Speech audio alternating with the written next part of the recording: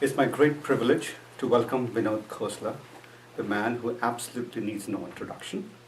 He started way back in his Stanford days when he was a graduate student with Sun Microsystems, then moving on to many other things.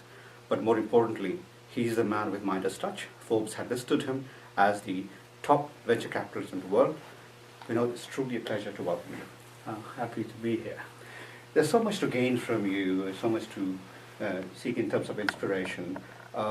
When you are now investing currently with Khosla Ventures, the current breed of entrepreneurs, I know you're more focused towards the green and clean technology, but generally when you look at entrepreneurs, the aspiring ones, what do you see in them that you think is different if you were to pick two or three things? Going back to your days in the 80s when you started as an entrepreneur. Well, with the last 30 years, it's become much easier to be an entrepreneur. There's a lot more support system. TiE wasn't around back then. In fact, TiE was specifically started to be a support system for entrepreneurs. So what entrepreneurs have to do is do unreasonable things, do hard things, things that other people would think are not possible. It's really nice to have role models, successful model of people who've done this, and that's what the mentorship program at TiE can do.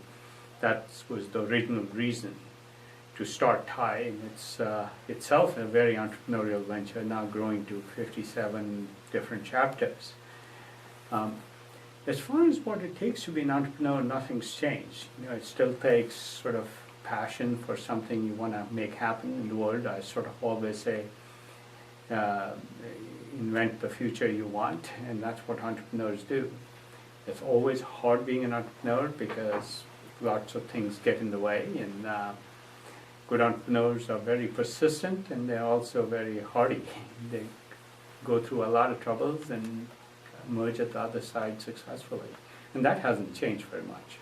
There's always an inspiration to pick from very highly accomplished people like you. So if I would take you back to the pre-Sun days, the problem with most entrepreneurs is they are professionals first, and they want to transition to entrepreneurship because they're good at technology, what they do.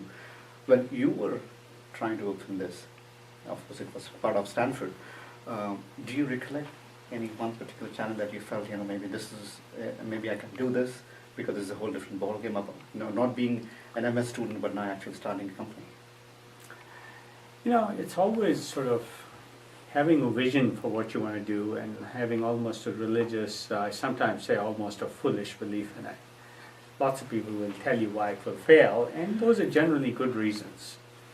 Those are sensible reasons, but if you're less than sensible, you ignore them, you try and do it. And once you try and do something and you get in trouble, there's many ways to solve a problem that the person who originally thought about the problem didn't think of. And so I'm a big believer entrepreneurship is about running into trouble and then solving what seem like hard problems to others through creative solutions.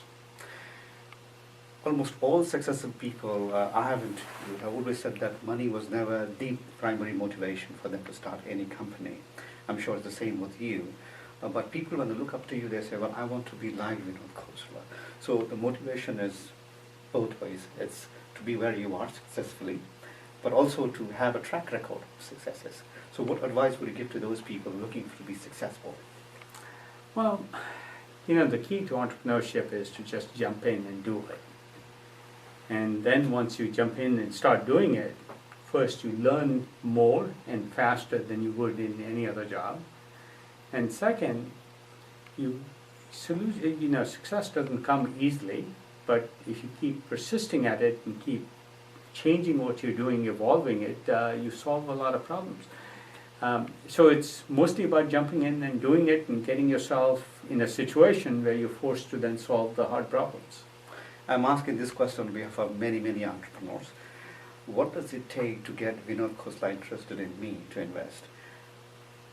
Just takes a good idea and a good person.